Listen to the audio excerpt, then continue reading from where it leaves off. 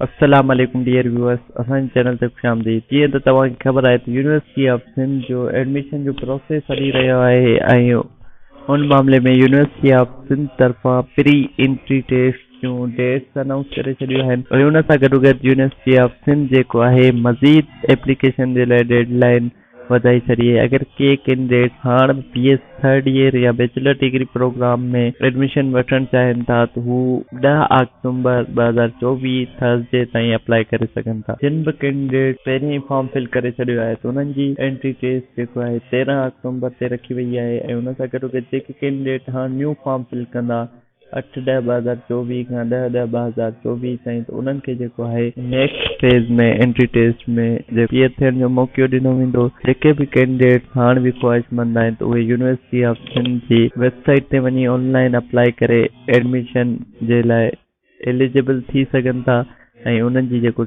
Entry taste आहे उहा 20 अक्टूबर 2024 ते थींदी।